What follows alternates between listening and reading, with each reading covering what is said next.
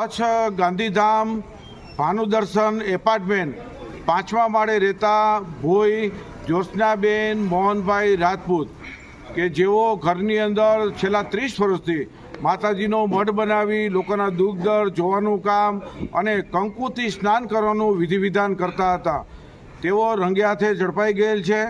તેઓ લોકોના દુઃખ દર્દ મટાડવાના નામે લોકોને બ્રહ્મા નાખી અને માનસિક અને આર્થિક શારીરિક શોષણનું કામ કરતા હતા, તેને કબૂલાત આપી દીધી છે।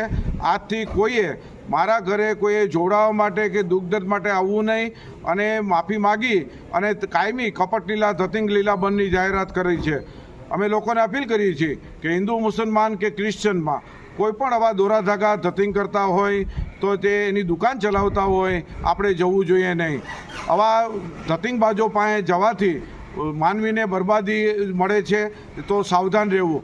આજે ગાંધીધામના બી ડિવિઝન પોલીસ સ્ટેશનની મદદથી વિજ્ઞાન જાથાનો 1269મો સફળ પર્દાફાશ થયો છે।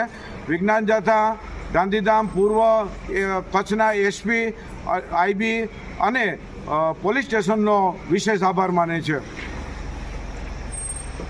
ભાઈ રાજપૂત જ્યોત્સનાબેન, બરોબર, હું આજે ભલે જોતી હતી બધાના દુઃખ દૂર કરતી, પણ હવે હું નહીં કરું આજથી, બસ।